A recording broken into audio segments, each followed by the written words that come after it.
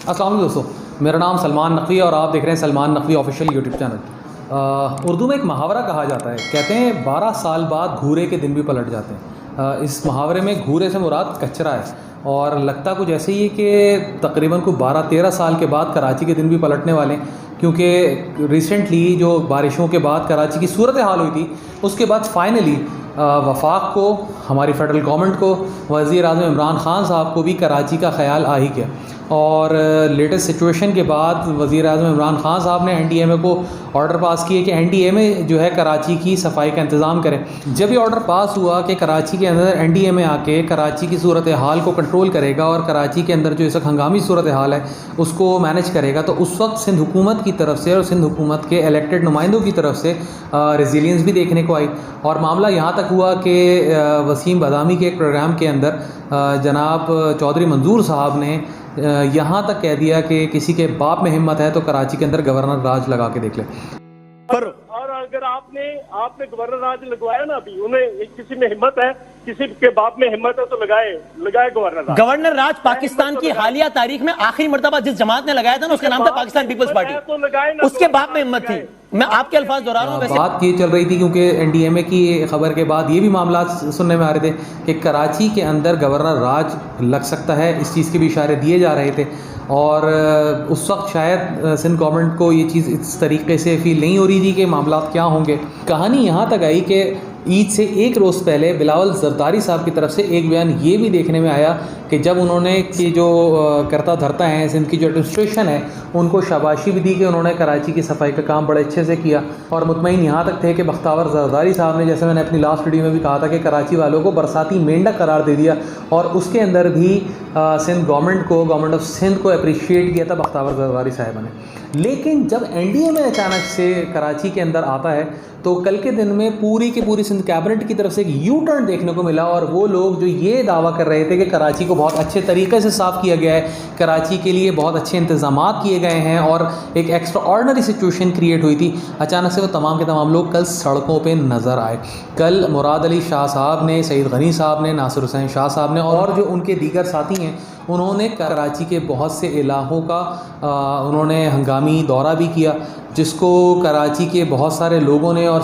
कराची के बहुत सारे अवाम ने नुमाइशी दौरे का भी नाम दिया। और जो लोग कुछ दिन पहले तक कराची के लिए कहीं मंजर आम पर नहीं थे और जिनका एक ही दावा था कि कराची की सफाई की गई है, उनके स्टेटमेंट्स में अचानक से तब्दीली आना शुरू हुई है। मंजर आम पर यह बात भी है कि क्या कराची को फेडरल टेरिटरी डिक्लेयर किया जा सकता है, अभी इसके ऊपर भी बात चल रही है। अगर कराची को फेडरल टेरिटरी डिक्लेयर कर दिया जाता है, आर्टिकल 149(4) का इस्तेमाल किया जाता है, तो उसके तहत जो वफाक है वो अपने इख्तियार को इस्तेमाल कर सकता है, सूबे की जो हंगामी सूरत हाल है उसके अंदर जो है अपने राइट्स को इस्तेमाल कर सकता है। बिल आखिर कराची के लिए कोई 25 साल के बाद कोई वफाक की तरफ से इंतज़ाम किया जा रहा है और ये इस चीज़ का इजहार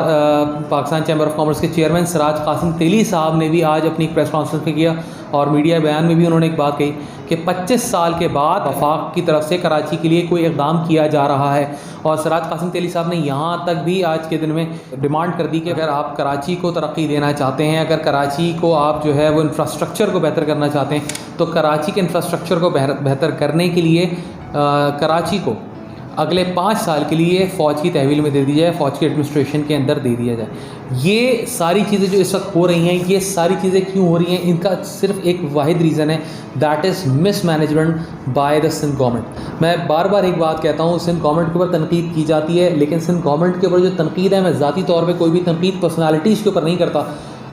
जो तनकीद है सिंध गवर्नमेंट के ऊपर वो उनकी एडमिनिस्ट्रेशन की वजह से है, उनकी परफॉर्मेंस की वजह से। जो परफॉर्मेंस है सिंध गवर्नमेंट की वो सबके सामने है। कल के दिन में जब NDMA ने गुज्जर नाले की और जो कराची के दीगर ऐसे नाले हैं जो हमेशा ओवरफ्लो होते हैं और जिनकी वजह से अर्बन फ्लडिंग का ख़तरा होता है,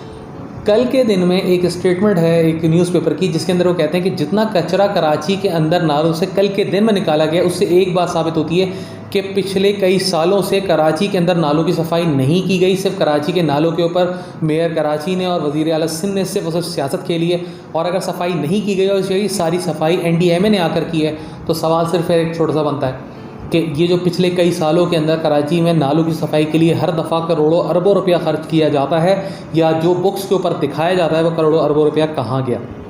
कराची के अंदर जुमेरात से एक और नई बारिश का स्पेल है, और अगर कराची की सूरत हाल इस दफ़ा कंट्रोल में रहती है तो ये बात साबित हो जाएगी